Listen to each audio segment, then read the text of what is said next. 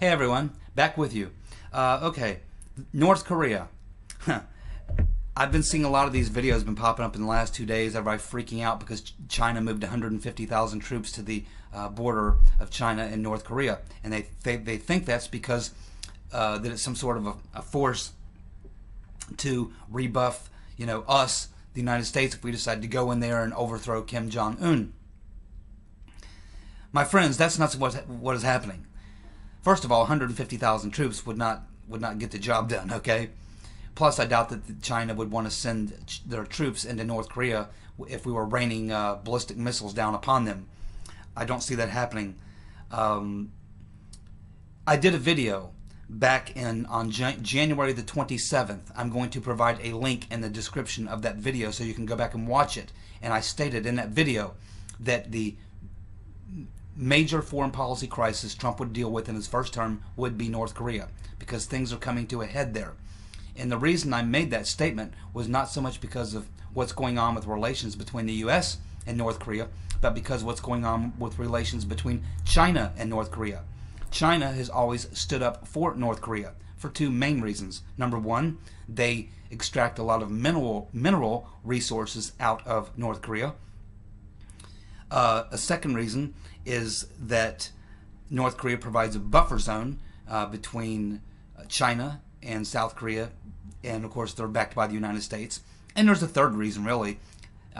It's always nice to have, if you're China, in the past it's always been nice to have North Korea to tweak us from time to time, just to keep us consternated and frustrated.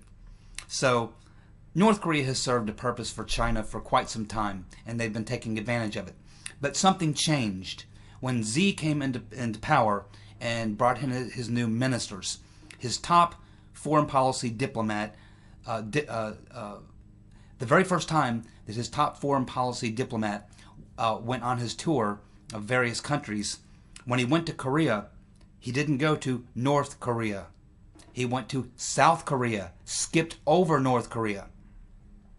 Clearly, there's a lot of evidence that the North Korean leadership, particularly President Xi, is not a friend or a supporter of Kim Jong-un. Kim Jong-un and North Korea have become a lead weight around the neck of China. They're getting tired of defending them. They're getting tired of the consequences of trying to manage Kim Jong-un. His father and his grandfather understood how to play the game, and they played the game. But Kim Jong-un apparently does not play the game that China would like them to play. And that's their only real ally. And as we see in the last 24 hours, China has just refused a massive shipment, somewhere in the neighborhood of 10 to 12 ships of coal, which is one of the primary exports from North Korea to China. They have refused the coal, sent the ships back. This is a strong political statement by China to North Korea. China has also agreed, more recently, to jump on board with the sanctions. In the past, China would never jump on board with sanctions against North Korea. And if China will not boycott or jump on board with sanctions against North Korea, they're toothless, they're ineffective, because they are really the only real trading partner that North Korea has. They're almost completely reliant on China. But now we see that China is participating in the sanctions. They've now told the North Korean ships carrying all that coal to turn around and go back home. So this tells you, and now they put 150,000 troops on the border. My friends, those troops are not there to protect against an American attack of North Korea. No. Those troops are there to prevent North Korean citizens, from rushing across the border as refugees. China doesn't want 1 million North Koreans coming across their border as refugees. Those troops are there to stop the refugee flow that might happen in the event of an attack. And it's pretty obvious at this point that China is fed up with North Korea. They are now joining in the effort to isolate Kim Jong-un. This tells me that, just as I stated in my video of January 27th, that the game is just about up for Kim Jong-un. Once he loses China as his primary supporter, there's nothing left for him at this point. So I think that, as I stated in that video, Kim Jong-un, his days are numbered. And it's not going to be the United States that's probably going to remove him. It's probably going to be China. Or China's certainly going to be cooperating. Now, what else happened when President Xi came to meet Donald Trump down in Mar-a-Lago last weekend? Well, we see China refusing these coal ships. We see them now stating that they're going to join with the sanctions. What did Donald Trump offer President Xi to get him to change his tune? What kind of a deal did Trump strike with him? And how did he handle himself with Xi that's so different from what was done under Obama and Bush? Well, let me tell you what I think. As you know, Donald Trump has removed a lot of the restrictions on coal in the United States. The problem is that coal has become costly. It's still an issue there are still some environmental regulations, and getting clean coal is still an expensive process. Natural gas is much cheaper. We're moving more toward natural gas and moving away from coal. But Trump wants to put those coal miners back to business. China loves coal. They've been getting their coal from North Korea. But what just happened? They just refused 10 to 12 shiploads of coal. So guess what I think is happening? I think Trump cut a deal. I think Trump said, look, you rely heavily on coal from North Korea. We would like you to boycott their coal. And in exchange, we'll send you our coal. Because we really don't want to continue using coal so much in America. We're moving more toward natural gas and other types of fuel resources. But you love coal. So how about you take our coal instead of North Korea's coal? We'll supply you with all the coal you want. We'll put our coal miners back to work. We'll get them pumping out coal like you've never seen before, and we'll ship it all to you. You can have it all. And we'll even give you a better deal. In return, we want you to lean on North Korea. We want you to join the sanctions, sanction their coal. Don't cut off your diplomatic ties with them. Let's squeeze Kim Jong-un out. Let's work together on that. We'll take care of your coal needs, but you help us get rid of Kim Jong-un. I think that's exactly what happened in that meeting down in Florida. Trump cut a deal.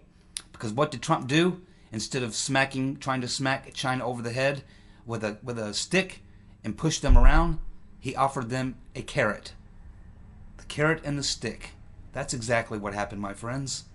And that's why Kim Jong-un, his days are numbered. Does this mean that we have to have a nuclear war in North Korea? No. First of all, the nuclear capabilities of Korea are that they have a atom bomb, a 1940s style atom bomb, which can only be delivered by putting it on a boat and sailing a boat somewhere, which it wouldn't get far. As soon as it leaves North Korean territorial waters, that boat will be blown out of the water. Or they could put it on an airplane and try to drop it from an airplane. If that airplane leaves North Korean airspace, as soon as it does, it's going to be shot out of the sky in a blink of an eye. They do not have the ability they don't have a hydrogen weapon. They do not have the ability to put a nuclear charge onto a missile. They're quite a ways from that. And their ballistic missiles are sporadic. Sometimes they succeed, sometimes they go wildly off course. But none of these things are required. We could defeat North Korea pretty quickly with just conventional weapons. We don't need to use nukes on North Korea. They're a 1950s technology. They have 1940s technology, atom bomb. They have 1950s, 1960s at best, air defenses, missiles, and things like that.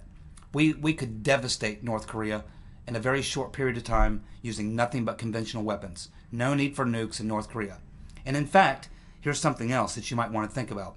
Because of the way things are set up in North Korea, the North Korean leader, whether it's Kim Jong-un, his father, or his grandfather, have to be set up literally as gods. They are literally set up in North Korea as supernatural beings. Supernatural beings is what they are. And so, therefore, everyone around Kim Jong-un, they are his military people, his other people around him. They are not gods. Only he is a god. They are all normal men. And it is a total top-down regime. Which means that which means if Kim Jong-un goes away, because of the way things work in North Korea, the grandfather was the original God. His son was the next God when he died.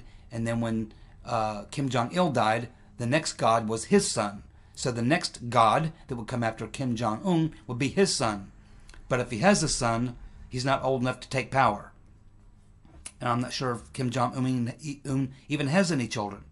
But if he does, they're certainly not old enough to take power. He's barely old enough to be in power. In fact, he's really not.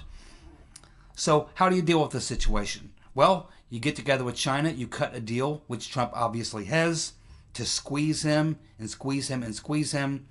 And then what you do, you don't need a large military effort. Certainly you have your military standing by for a military operation should it be called for. But what you do is you take out Kim Jong-un personally. You tune your satellites onto him. You watch him get into his car with his security people. You watch them drive him back to one of his palaces or homes. You watch him walk into the door, and then you drop a couple of large 5,000-pound bunker busters and flatten his ass in his home and everybody in his inner circle along with him. You kill him personally. That's what you do. And then what you have is a gigantic vacuum. And because he was a god and he is now gone, and none of the other people around him are gods or can be gods because they do not come from one of the previous gods of the Un family, what you'll have is a bunch of confused, paranoid, helpless military people and political people who were around Kim Jong-un who now realize that his entire scam has been blown to bits because he was a god. You weren't supposed to be able to kill him, but he's been killed. There's no way for them to prop him up, no way for them to rescue him. And those people likely who would find himself in that position, his military people, would probably have no choice but to wave the white flag. They would be so confused, disoriented, and unsure of what to do, not having the godlike powers.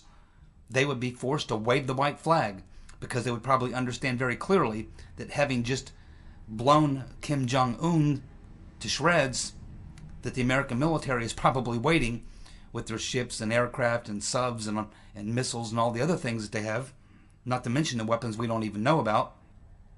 These individuals will probably be wise enough to know that the game is up. They'd wave the white flag.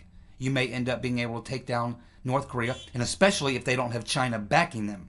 Without China backing them, they would be left completely isolated. These individuals would know that the game is up. It's over.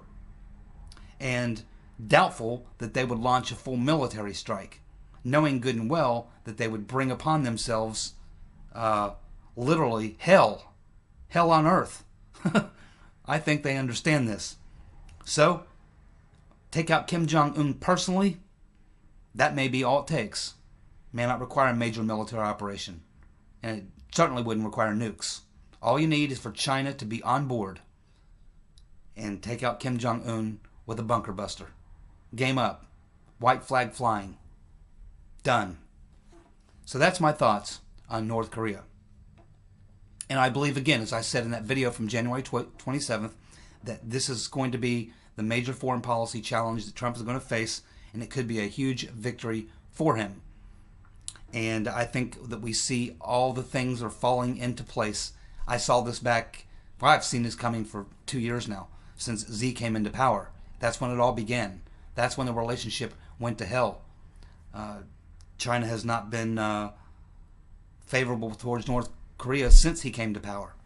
And I think they're just tired of North Korea. They're just a dead weight around their neck. And I think some deal has been cut. I think the play is on. And I think that we will be looking at sometime in the near future, before Trump's first term is up, I think we will be looking at reunification of Korea, the end of Kim Jong-un, the end of that repressive regime, a gigantic foreign policy success for Trump. And because not only just because he ends the North Korean problem, but he forges a new positive relationship with China. Now, I wouldn't doubt that he also probably gave in a little bit on the North Spratly Islands. I wouldn't be surprised if these islands that China's building out in the Pacific, that he came to some sort of an agreement with them. That maybe he said, okay, we can understand that you're building these islands. We can understand you taking the resources, the mineral resources. We know you need that. That's all fine and good. Our issue is you trying to control the naval lanes and trying to push Japan and the Philippines around. If we can come to an agreement on how to work that situation out, we can resolve this situation without a military confrontation, which does none of us either good. I think Trump cut a deal with Z, and I think we're seeing that playing out right now. We'll watch it very carefully. If I am incorrect, I'll come out and do a video and tell you that I blew it. I got it wrong. But I don't think I'm getting it wrong. I think I'm getting it exactly right. Let's wait and see. Alrighty, that's my thoughts on North Korea.